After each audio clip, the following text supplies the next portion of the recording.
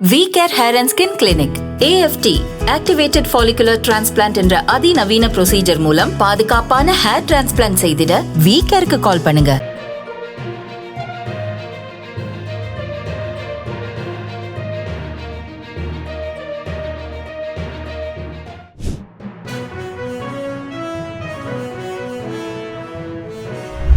இனவாத அரசியலுக்கு மீண்டும் இடமளிக்கப் போவதில்லை.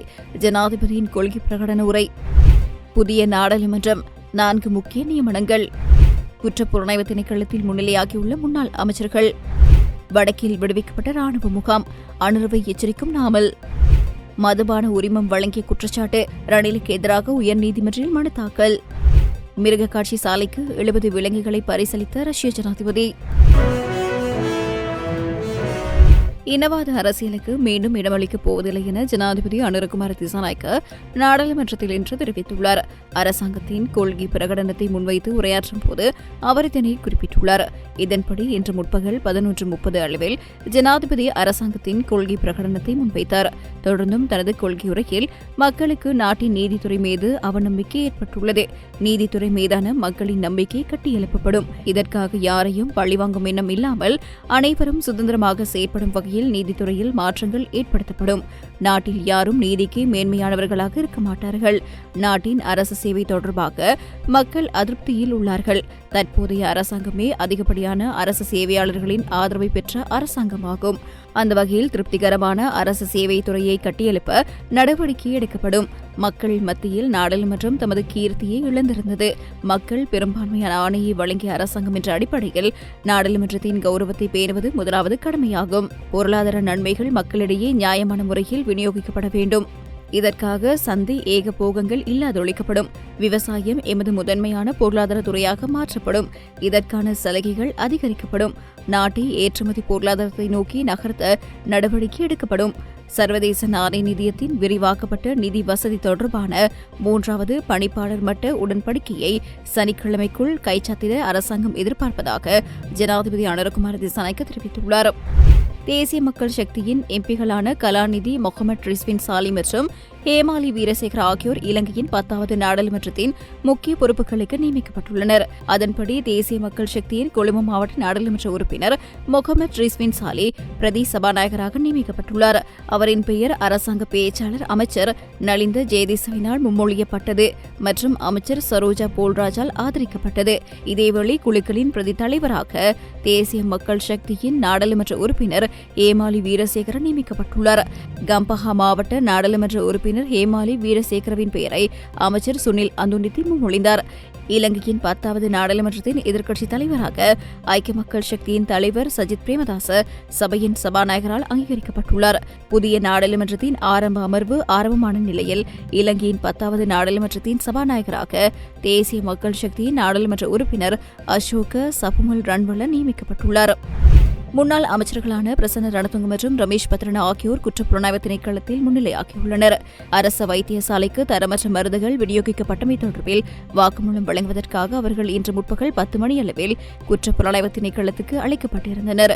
முன்னாள் சுகாதார அமைச்சர் கெஹலி ரம்புக்வெல சமர்ப்பித்த அமைச்சரவை பத்திரத்துக்கு அனுமதி வழங்கப்பட்டமை தொடர்பில் முன்னாள் ஜனாதிபதி ரணில் விக்ரமசிங்க மற்றும் பிரதமர் தினேஷ் குணவர்தன உள்ளிட்ட 18 பேரிடம் வாக்குமூலம் பதிவு செய்யப்பட உள்ளதாக குற்றப்புலனாய்வு திணைக்களம் தெரிவித்துள்ளது. கடந்த 11ஆம் தேதி மாளிகாகந்த நீதவான் நீதிமன்றத்துக்கு குற்றப்புலனாய்வு திணைக்களத்தினர் இதனை அறியப்படுத்தியிருந்தனர்.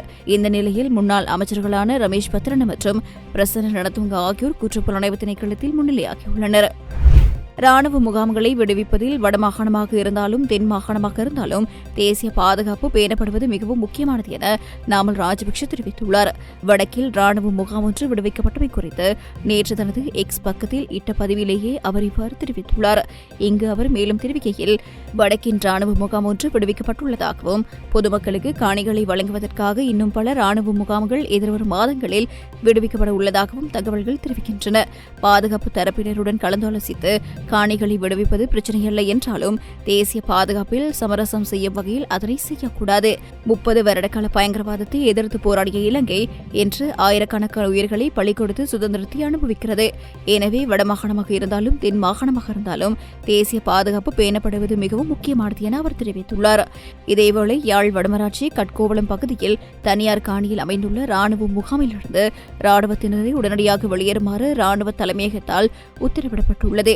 அதற்கமைய 18ஆம் தேதியிலிருந்து 14 நாட்களுக்குள் குறித்த ராணுவ முகாம் அமைந்துள்ள காணியிலிருந்து வெளியேறுமாறு ராணுவ தலைமையகம் அறிவித்துள்ளது. இந்நிலையில் ராணுவ முகாமிலிருந்து வெளியேறும் நடவடிக்கைகளில் ராணுவத்தினர் ஈடுபட்டுள்ளமை குறிப்பிடத்தக்கது. ஜனாதிபதி தேர்தல் அறிவிக்கப்பட்ட நிலையில் மதுவரி சட்டத்தை மீறி மதுபான அனுமதி பத்திரங்களை வழங்க தீர்மானித்ததன் மூலம் அடிப்படை மனித உரிமைகள் மீறப்பட்டுள்ளதாக உத்தரவிடக் கோரி உயர் நீதிமன்றில் முன்னாள் ஜனாதிபதி ரணில் விக்ரமசிங்க உட்பட்டவர்களுக்கு எதிராக அடிப்படை உரிமைகள் மனு தாக்கல் செய்யப்பட்டுள்ளது. கண்டியை சேர்ந்த மதுபான சில்லறை வர்த்தகர்களான சாமர சம்பத், அபேசேகர மற்றும் என் ரவிச்சந்திரன் ஆகியோர் இந்த மனுவை தாக்கல் செய்துள்ளனர். முன்னாள் ஜனாதிபதியும் முன்னாள் நிதியமைச்சருமான ரணில் விக்ரமசிங்க, மதுவரி திணைக்களத்தின் முன்னாள் ஆணையாளர் நாயகம் MJ குணசிறி, நிதி அமைச்சின் செயலாளர் அமைச்சர் வசந்த சமரசிங்க மற்றும் லஞ்ச ஊழல் ஆணைக்குழுவின் தலைவர் உள்ளிட்ட 39 பேரின் பெயர்கள் பிரதிவாதிகள் பட்டியலில் உள்ளடக்கப்பட்டுள்ளன. ஜனாதிபதி தேர்தல் அறிவிக்கப்பட்ட 2024 ஜூலை 26 முதல் செப்டம்பர் 21 வரையிலான காலப்பகுதியில் பிரதிவாதிகள் மதுவரி சட்டத்தை மீறி பல மதுபான உரிமைகளை வழங்கியுள்ளதாக மனுதாரர்கள் குற்றம் சாட்டியுள்ளனர். அத்துடன் ஜனாதிபதி தேர்தலில் ஆதரவை பெற்றுக்கொள்ளும் நோக்கில் இந்த அனுமதி பத்திரங்கள் வழங்கப்பட்டுள்ளதாகவும் மதுவரி சட்ட விதிகளை தவிர்த்து தன்னிச்சையாகவும் அநீதியான முறையிலும் இந்த அனுமதி பத்திரங்கள் வழங்கப்பட்டுள்ளதாக அவர்கள் குற்றம் சுமத்தியுள்ளனர். இதன் கீழ் கடந்த அரசாங்கத்தின் நாடாளுமன்ற உறுப்பினர்கள், அவர்களது உறவினர்கள் மற்றும் நெருங்கிய சகாக்கள் மதுபான உரிமங்களை பெற்றுள்ளனர். அதே நேரம் முறையான வெளிப்படைத்தன்மையின்றி உரிமம் வழங்கப்பட்டுள்ளதாகவும் மனுவில் தெரிவிக்கப்பட்டுள்ளது.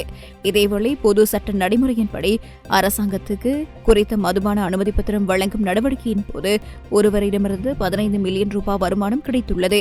எனினும் சட்டவிரோதமான முறையில் இந்த மதுபான அனுமதி பத்திரங்களை வழங்கியதன் மூலம் கணிசமான அளவு வருமானத்தை அரசாங்கம் இழந்துள்ளதாகவும் மனுதாரர்கள் சுட்டிக்காட்டியுள்ளனர். இந்நிலையில் 2024ஆம் ஆண்டு ஜனாதிபதி தேர்தல் அறிவிக்கப்பட்ட ஜூலை 26 முதல் செப்டம்பர் 21ஆம் தேதி வரையில் சட்டவிரோதமான முறையில் வழங்கப்பட்ட அனைத்து மதுபான அனுமதி பத்திரங்கள் தொடர்பான தகவல்களை நீதிமன்றில் சமர்ப்பிக்குமாறு மனுவின் பிரதிவாதிகளுக்கு உத்தரவிடுமாறு மனுதாரர்கள் கூறியுள்ளனர். மேலும் குறித்த மதுபான அனுமதி பத்திரங்கள் தொடர்பில் விசாரணைகளை மேற்கொண்டு நீதிமன்றில் அறிக்கை சமர்ப்பிக்குமாறு லஞ்ச ஊழல் ஆணைக்குழுவுக்கு உத்தரவிடுமாறு மனுதாரர் தரப்பு சட்டத்தரணிகள் கூறியுள்ளனர். அத்துடன் இந்த நடவடிக்கையின் மூலம் கலால் திணைக்களத்தில் முறைகேடுகள் இடம்பெற்றுள்ளதா என்பதை ஆராய்ந்து அறிக்கை சமர்ப்பிக்குமாறு லஞ்ச ஊழல் ஆணைக்குழுவுக்கு உத்தரவிடுமாறு மனுதாரர்கள் உச்ச நீதிமன்றத்திடம் மேலும் கூறியுள்ளனர். வடகொரியாவில் உள்ள பிரதான மிருக காட்சி சாலைக்கு ரஷ்ய ஜனாதிபதி விளாடிமிர் புட்டின் சிங்கம் ஒன்று உட்பட 70 விலங்குகளை பரிசளித்துள்ளார். ரஷ்யாவிலிருந்து விமானம் ஊடாக குறித்த விலங்குகள் வடகொரியாவுக்கு கொண்டு செல்லப்பட்டுள்ளன. வடகொரியாவின் உத்தியோகபூர்வ ஊடகங்கள் இந்த செய்தியை வெளியிட்டுள்ளன. யுக்ரைனில் ரஷ்யாவுடன் இணைந்து போரிடுவதற்காக வடகொரியா ஆயிரக்கணக்கான துருப்புக்களை அனுப்பியுள்ளமையை அமெரிக்காவும் தென்கொரியாவும் உறுதிப்படுத்திய சில வாரங்களுக்கு பின்னர் இந்த பரிசு வழங்கப்பட்டுள்ளது. அதே நேரம் ரஷ்ய சுற்றுச்சூழல் அமைச்சரும் வடகொரியாவுக்கு விஜயம் மேற்கொண்டுள்ளதாக தெரிவிக்கப்பட்டுள்ளது.